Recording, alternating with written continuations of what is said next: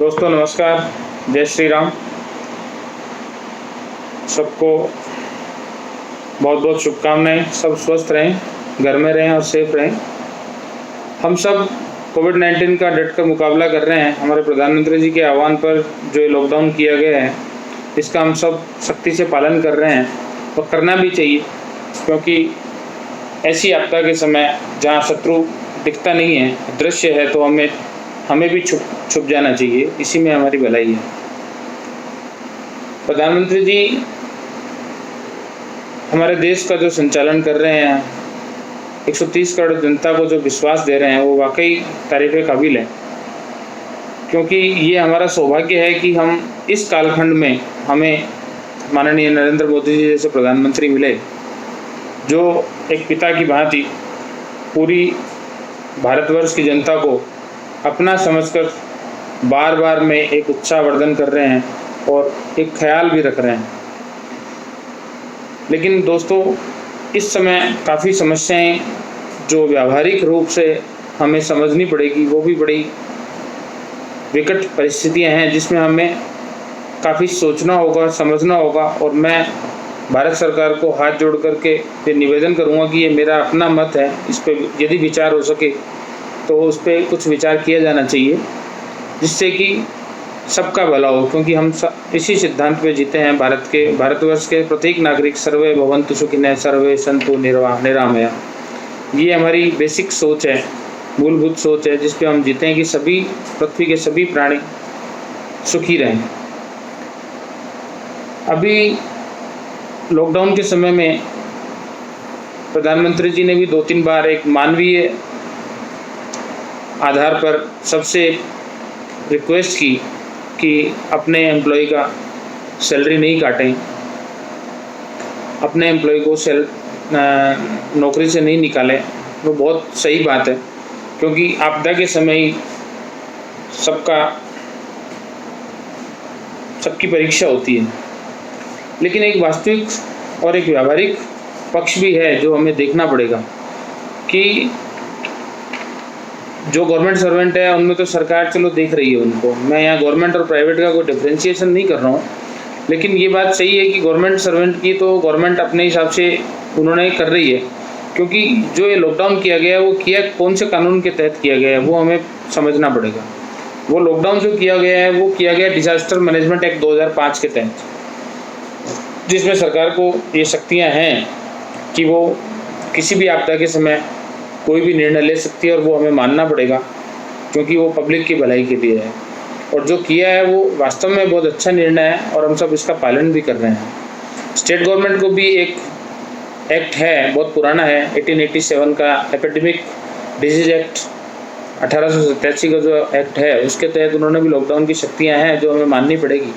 लेकिन in lockdown की शक्तियों में कहीं दोनों ही एक्ट में किसी भी सेक्शन में कहीं मुझे तो ये नहीं पढ़ने में आया कि भाई हम किसी को बाध्य कर सकें कि आपको सैलरी देनी पड़ेगी। ये एक ह्यूमैनिटी अप्रोच है, जिस पे हमें वास्तव में सोचना चाहिए, और एक मानवीय अवधारणा के हिसाब से हमें एक दूसरे का सहयोग भी करना चाहिए। लेकिन हमें दूसरे व्यवहारिक पक्ष को भी ध्यान में रखना पड़ेगा। हमारे यहाँ हिंदुस्तान में हम सब जानते हैं कि बड़ी इंडस्ट्रियाँ तो बहुत कम हैं। SMEs, माइक्रो और जो छोटी इंडस्ट्रीज़ हैं, वो बहुत संख्या में है, और 60% योगदान हमारी GDP में उन्हीं का ही है। तो उन इंडस्ट्री को भी हमें साथ के साथ बचाना पड़ेगा, क्योंकि यदि वो नहीं बचेगी तो हमारी जनता भी नहीं बचेगी। उनसे उन्हें रोज़गार मिलता आया है और हमेशा मिलता रहेगा। कोई भी एक प्राइवेट एम्प्लॉई है, मैं भी कभी प्राइवेट एम्प्लॉई था, तो हमेशा मन में ये सोच होती थी कि मैं तो आगे बढ़ूँ ही, लेकिन मेरी कंपनी भी आगे बढ़े। क्योंकि उसको पता था कि मेरी कंपनी यदि जिंदा रहेगी तो मैं भी जिंदा रहूँगा, मेरी कंपनी यदि बढ़ेगी तो मैं भी बढ़ूँगा। ये सोच हर भारतीय में है, और ये होनी भी चाहिए। लेकिन वो कंपनियां कैसे जिंदा रहे, इसके ऊपर भी ये विचार करना पड़ेगा। तो आज किसी को ये नहीं है कि भाई कोई एम्प्लॉय की सैलरी मिल रही है या नहीं मिल रही है, या कोई काट लेगा, ऐसा नहीं है। एम्प्लॉय को भी कुछ पावर दिए हुए हैं या कुछ अधिकार हैं हमारे संविधान के अंदर। इंडस्ट्रियल डिस्प्यूट एक्ट है, उसके सेक्शन 2K में उनको अधिकार है कि भी कोई एम्प्लॉयर यदि एम्प्लॉय को हटाता है तो उसको ले ऑफ करना पड़ेगा, यानी कंपनसेशन देना पड़ेगा। तो उसकी कंपनसेशन क्या होगा, वो कंपनसेशन उसके सेक्शन 25C में ये लिखा है कि 50% ऑफ वेजेस उसको मिलेगा और वो 45 डेज का मिलेगा यदि वो 240 दिन से ऊपर उसने काम किया है साल में, तो वो उसको अधिकार है। लेकिन क्या उसको वो उससे उसका काम चल जाएगा? हम यदि हिंदुस्तान की पूरी जनता को 130 करोड़ मानते हैं तो जो मेरा असेसमेंट है, स्टेटिस्टिक्स आंकड़े डिफरेंट हो सकते हैं, सरकारी आंकड़े सरकार अपने स्तर पर देख लेवे कि क्या है, लेकिन एक इनकम टैक्स की जो रिटर्न बढ़ते हैं, जो डेटा आते रहते हैं, उसके हिसाब से यदि हम 130 करोड़ जनता को देखते हैं तो 90 करोड़ की जनता BPL और लोअर मिडिल क्लास के अंदर, लोअर क्लास के अंदर आती है। यदि हम 3 कैटेगरीज करें, high class, upper middle class, 4 category में बेसिकली करता हूँ, high class, upper middle class और लोअर मिडिल क्लास और लोअर क्लास और BPL। तो लोअर क्लास और BPL के अंदर ही हमारे 90 करोड़ जनता है। उसके बाद यदि हम मिडिल क्लास और अपर मिडिल क्लास और लोअर मिडिल क्लास की बात करें तो उसमें 30 करोड़ जनता आ जाती है, यानी 120 करोड़ जनता तो इसी में ही है। और अपर मिडिल क्लास के अंदर 5 करोड़ है और हाई क्लास में तो 5 करोड़ है। तो ये कैटेगरी हमारी जनता की है। अब हम देखें कि भाई लोअर क्लास और BPL को 90 करोड़ की जनता, यानी 90 करोड़ की जनता के अंदर परिवार हो गए, यदि 6 भी मानते हैं अपन एक परिवार के अंदर एवरेज, तो क्योंकि हमारे देश में कुछ ऐसे परिवार हैं 20-25 करोड़ जनता के जहाँ 8-8, 10-10 भी हैं, तो हम ये मान के चलें कि हमारे पास 15 करोड़ परिवार ऐसे हैं जो लोअर क्लास और BPL के अंदर हैं। तो उन्हें गवर्नमेंट ने ऑलरेडी चावल और गेहूँ 5-5 किलो प्रति मेंबर और दाल फ्री कर दी है। तो एक यदि 25 किलो गेहूँ महीने में देते हैं, 25 किलो चावल देते हैं और 5 किलो दाल देते हैं और सबका रेट 18 रुपये, 20 रुपये, 80 रुपये के हिसाब से मानते हो तो एक परिवार के ऊपर 1350 रुपये का खर्चा सरकार का आ रहा है। और यदि 15 करोड़ परिवार की बात करें तो 20,000 करोड़ के आसपास का खर्चा पर मंथ का गवर्नमेंट का है, जो उसे करना पड़ रहा है और जो जीने के लिए उनका काफ़ी कुछ सही है। वो उनका एक काम चल रहा है आज की डेट में, इस आपदा के समय, क्योंकि भूख सबसे बड़ी आपदा है। यदि भूखा रहेगा आदमी तो वो वैसे ही मर जाएगा। तो भूख को मिटाने के लिए तो सरकार ने प्रबंध कर दिए और वो काफ़ी अच्छे स्तर पे उसको एग्जीक्यूट भी किया जा रहा है। गवर्नमेंट काफ़ी प्रभावी तरीके से उसको काम को कर भी रही है। लेकिन बाकी जो 15 करोड़ फैमिली, जो 30 करोड़ लोग हैं, उनमें भी 5 करोड़ फैमिली है, 5 करोड़ परिवार है। तो 30 करोड़ फैमिली में परिवारों मेंबर्स की संख्या में 5 मानता हूँ तो 6 करोड़ परिवार मोटा मोटी वो है। तो उस 6 करोड़ परिवार में सारे आ जाते हैं, SMEs भी आ जाती है, जो मतलब जिनकी आय 3 लाख से 20 लाख रुपए के करीब हैं। ऐसे लोग हैं जिसमें SME भी हैं और माइक्रो इंडस्ट्रीज वाले लोग भी हैं, फुटकर व्यापारी भी हैं, रिटेल व्यापारी भी हैं, थोक व्यापारी भी हैं, प्रोफेशनल्स भी हैं, लॉयर भी हैं, डॉक्टर्स भी हैं, काफ़ी लोग हैं जो अपना सेल्फ एम्प्लॉयड लोगों की बात कर रहा हूँ मैं, और जो प्राइवेट सेक्टर में जॉब करते हैं। तो उन लोगों का क्या, उन लोगों के बारे में, क्योंकि सब लोग ऐसे हैं जो दिखने में तो लोअर मिडिल क्लास और मिडिल क्लास है, लेकिन सब EMI के बोझ के तले दबे हुए हैं। आज की डेट में सबके पास जो टोटल 100 रुपये की यदि किसी की इनकम है तो उसका 50% हिस्सा तो EMI में चला जाता है। 50% के अंदर उसके बाद 25% एजुकेशन और मेडिकल में और 25% के करीब उसका खाने पीने में। तो उसके पास बचता कुछ नहीं है। दिखने में वो 15 लाख रुपये सैलरी लाता है, लेकिन 15 लाख रुपये साल के उसके खर्चे हो जाते हैं। तो ऐसे लोगों का क्या, ऐसे लोगों के बारे में गवर्नमेंट ने क्या सोचा?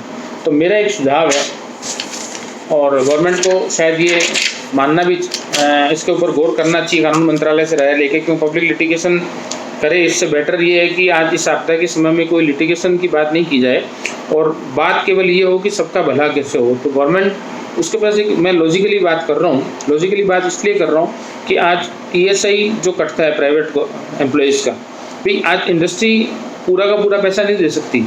पूरा का पूरा पैसा इसलिए नहीं दे सकती कि हमें इंडस्ट्री की प्रॉब्लम को समझना होगा। आज कोई भी व्यापार ऐसा नहीं है जिसका BEP लेवल 60% से नीचे हो। 60% से नीचे का मतलब क्या हुआ कि BEP कैसे निकालते हैं? फिक्स कॉस्ट बटा contribution sales minus variable cost. तो कंट्रीब्यूशन यानी कि फिक्स कॉस्ट ही इतनी है कि कंट्रीब्यूशन का अपन रेशियो निकालें तो वो हर इंडस्ट्री का, SME का तो 80% से ऊपर है। यानी यदि उसका 80% का मतलब 20% उसका प्रॉफिट है, यानी कि फिक्स कॉस्ट उसकी इतनी है, यदि 3 महीने धंधा बंद हो गया तो वो आदमी लॉस में आ जाएगा। तो जिसकी जितना हाई BEP है उतना ही उसके साथ में प्रॉब्लम ज़्यादा है। और सबसे बड़ी बात, BEP हाई होने का रीज़न क्या है कि हमारे यहाँ फाइनेंस की कॉस्ट क्या है? फाइनेंस की कॉस्टिंग है 10% के आसपास। 10% की तो फाइनेंस की कॉस्टिंग ही आ जाती है सीधी सीधी। तो एसएमई इंडस्ट्रीज और मिडिल इंडस्ट्रीज जितनी भी हैं, माइक्रो इंडस्ट्रीज जिनकी है, उनकी बीईपी हाई होने का रीज़न एक फाइनेंस की कॉस्ट फिक्स कॉस्ट है, लेबर की कॉस्ट उसकी फिक्स कॉस्ट है, उसके अलावा उसकी मशीनों का जो डिप्रिसिएशन है वो भी आज की डेट में जा ही रहा है, उसके अलावा बहुत से ऐसे फिक्स खर्चे हैं जो उसको करना ही पड़ते हैं। ऐसी इंडस्ट्री टू इंडस्ट्री पे ये डिफरेंट करता है। जैसे होटल इंडस्ट्री है, होटल इंडस्ट्री की फिक्स कॉस्ट जो है वो 80% के 70% के आसपास होती है।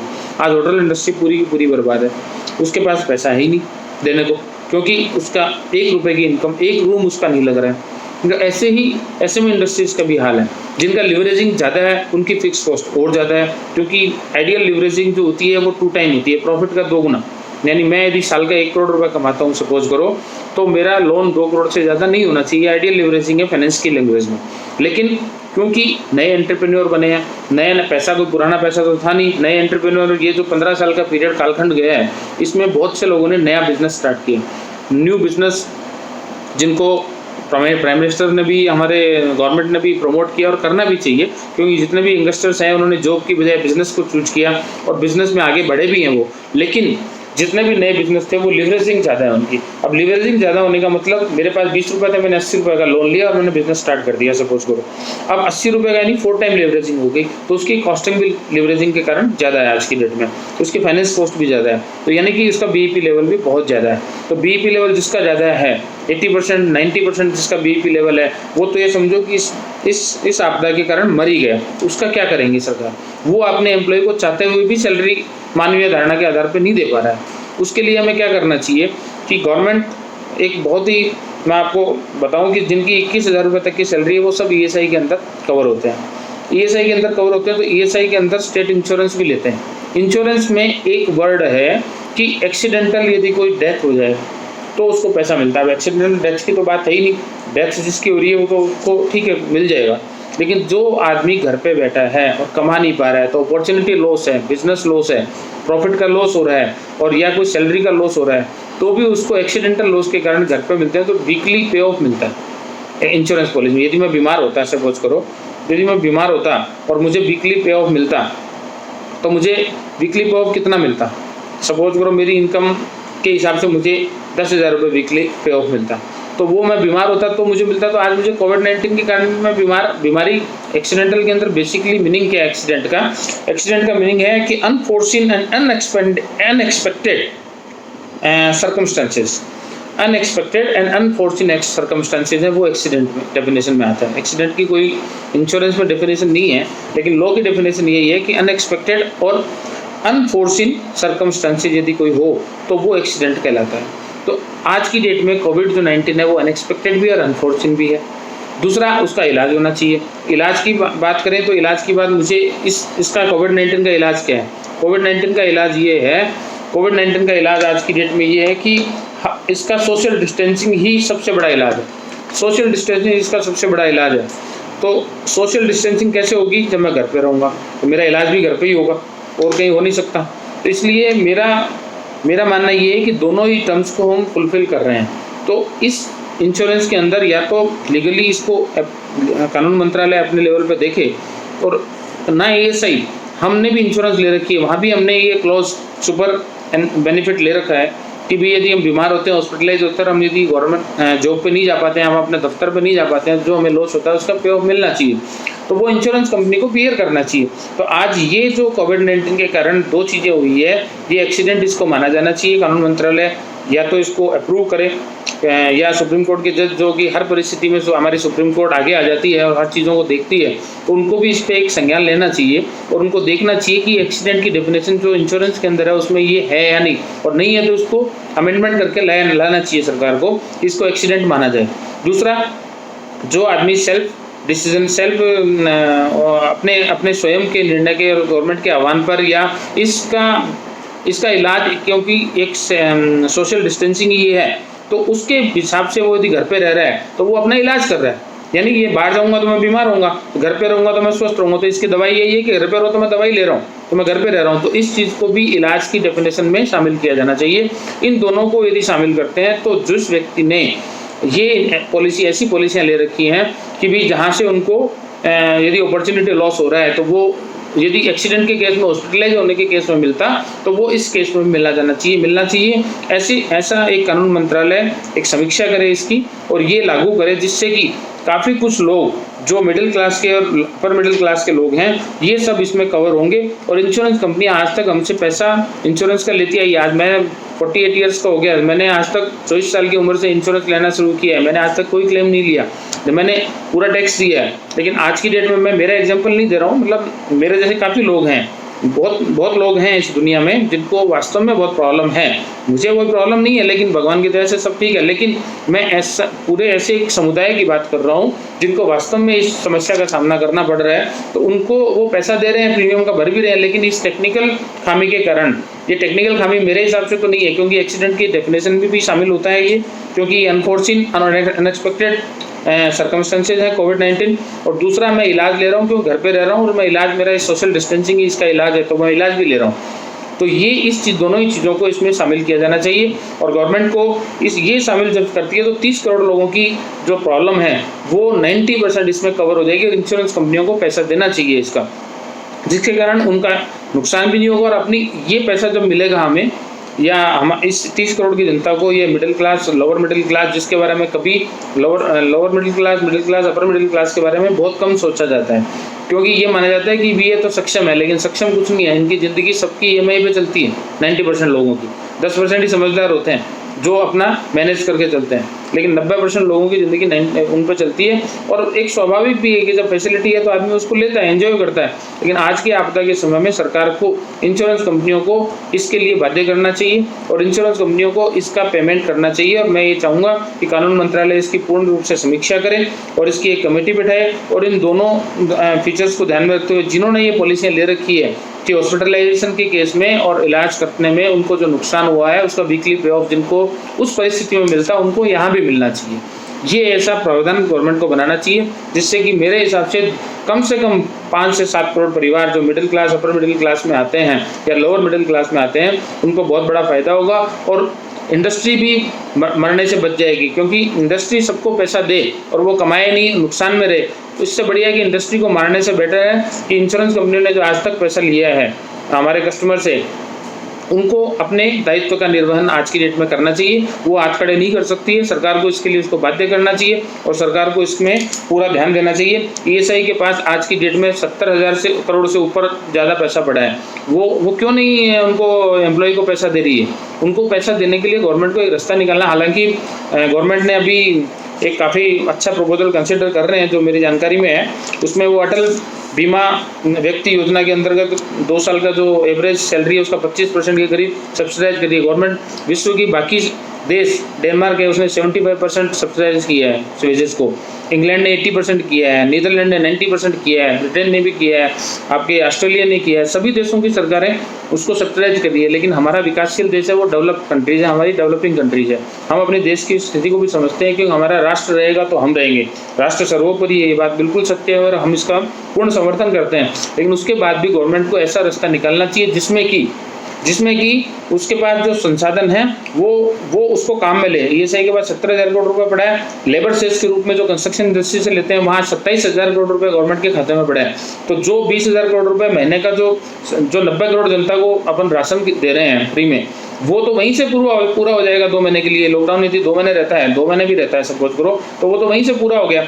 आगे भी इकट्ठा होगा, तो उसको यूटिलाइज करके आम लोगों के ऊपर भार कम डाले, बिजनेसमैन के ऊपर भी भार कम डाले, क्योंकि वो भी हमारा एक वर्ग है। व्यापारी यदि जिंदा रहेगा तो ये फाइनेंस का स्ट्रक्चर जिंदा रहेगा, और छोटे व्यापारी, मध्यम व्यापारी यदि जिंदा नहीं रहेंगे तो ये भारत की अर्थव्यवस्था के लिए भी बहुत खराब रहेगा। और भारत की अर्थव्यवस्था के लिए खराब रहेगा तो ये राष्ट्र के लिए भी खराब है। इसलिए राष्ट्र की भावना को ध्यान में रखते हुए सरकार को ये इंश्योरेंस कंपनियों को जो पेमेंट देना चाहिए, जो इसको कैसे इंश्योरेंस कंपनी के पेमेंट में ला सकते हैं, इसको एक पब्लिक लिटिगेशन मानते हुए इसको विचार करना चाहिए कि भी ये ऐसी पॉलिसियां जिन्होंने भी ले रखी है, loss of business opportunity, loss of profit की जो पॉलिसी ले रखी है उनको पेमेंट कैसे मिले, इस पे विचार करना चाहिए। जिससे कि काफ़ी जो middle class, upper middle class की समस्या है वो काफ़ी कुछ इस पर सॉल्व हो सकती है। और सरकार को बिना कोई कुछ किए, एक जो भी आदमी आज की डेट में जो 20,000 रुपये से ऊपर कमा रहा है, उसने 90% लोगों ने इंश्योरेंस ले रखा है। गवर्नमेंट भी 200 रुपये का जो मंथली चार्ज करती है, ईयरली चार्ज करती है अभी इंश्योरेंस के, उस स्कीम में भी इसको कैसे लाया जा सकता है। तो इंश्योरेंस कंपनियों से क्लेम दिलवाने में इसको एक पूरा विश्लेषण करके इस पे एक कार्रवाई होनी चाहिए और जल्दी होनी चाहिए, जिससे कि सभी लोगों को, मध्यम वर्ग को भी इसका, और मध्यम, निम्न मध्यम और उच्च मध्यम वर्ग को इसका फायदा मिल सके। धन्यवाद। जय हिंद। घर में रहें, स्वस्थ रहें, और जो राष्ट्र के लिए हो सके, अपने आसपास के लोगों के लिए हो सके, वो सहयोग करें। धन्यवाद। जय हिंद, जय भारत।